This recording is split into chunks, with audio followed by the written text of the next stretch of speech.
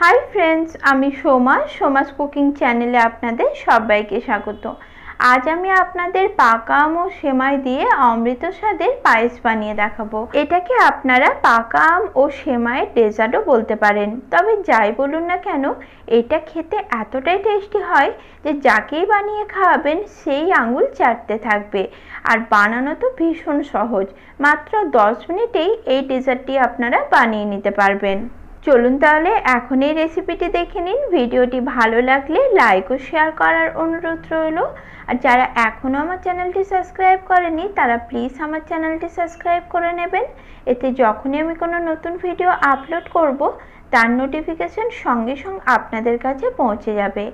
এই পায়েসটি রান্না করার জন্য প্রথমে আমি এখানে 100 গ্রাম সেমাই নিয়েছি। এরপর গ্যাস অন করে কড়াই বসিয়ে নিয়েছি। কড়াইয়ের মধ্যে দিয়ে দিলাম 1 টেবিল চামচের মতো ঘি। এখন এই ঘিয়ের মধ্যে আমি সেমাইটা দিয়ে দিলাম। তারপর গ্যাসের ফ্লেম মিডিয়াম লোতে রেখে 2-3 মিনিট ধরে সেমাইটা খুব ভালো করে ভেজে নিতে হবে।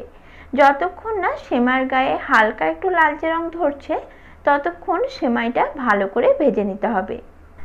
আর এই পায়েসটা রান্না করার জন্য এখানে অবশ্যই ঘি ব্যবহার করতে হবে, কারণ ঘি দিয়ে এই পায়েসটা রান্না করলে এটা খেতে যেমন টেস্টি হয়, এর গন্ধটাও দারুণ হয়। সেমাইটা আমি হালকা একটু লালচে করে ভেজে নিয়েছি।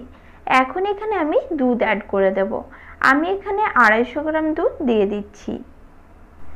আর দিয়ে দিচ্ছি হাফ চামচের মতো এলাচের গুঁড়ো। এখন সব কিছু খুব ভালো করে মিশিয়ে নিচ্ছি।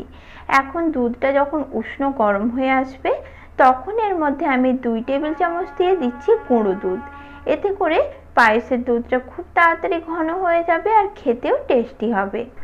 আপনারা যদি গুঁড়ো দুধ ব্যবহার না করেন তাহলে লিকুইড দুধ আরও কিছুটা বেশি দিয়ে দেবেন আর ফুটিয়ে ঘন করে নিতে হবে। দিয়ে দিলাম 3 টেবিল চামচ মতো চিনি। চিনিটা অবশ্যই আপনারা আপনাদের স্বাদ অনুযায়ী ব্যবহার করবেন। চিনির পরিবর্তে চাইলে আপনারা এখানে কনডেন্স মিল্কও ব্যবহার করতে পারেন। মিডিয়াম ফ্লেমে সেমাইটা আমি ভালো করে রান্না করে নিয়েছি। এখন এই সেমাইটাকে আমি অন্য একটি পাত্রে ঢেলে পুরোপুরি ঠান্ডা করে নেব। গরম পায়েসের মধ্যে যদি আমটা মিক্স করে দেওয়া হয় তাহলে কিন্তু দুধটা ছানা কেটে যাবে। তাই সেমাইটা ঠান্ডা করে নেওয়ার ফাঁকে আমি একটা বড় সাইজের আম নিয়েছি। আমের আঁটি ও খোসাটা ছাড়িয়ে আমটাকে ছোট টুকরো করে কেটে নিয়েছি। তারপর আমটাকে মিক্সার জারের মধ্যে নিয়ে নিলাম আর আমের একটা স্মুথ পেস্ট তৈরি করে নিয়েছি। এদিকে সেমাইটা যখন পুরোপুরি ঠান্ডা হয়ে যাবে তখন এখানে আমের পেস্টটা আমি দিয়ে দিচ্ছি আর ভালোভাবে সেমাইয়ের সাথে মিক্স করে নিতে হবে।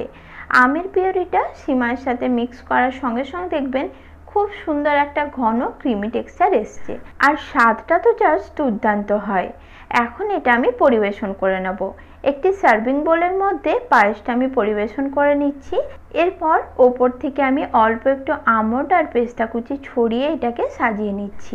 পায়েসটা দেখতে যতটা সুন্দর ও লোভনীয় তৈরি হয়েছে, খেতে হয় আরও অনেক বেশি টেস্টি। আজকের মতো নমস্কার বন্ধুরা, সকলেই ভালো থাকবেন।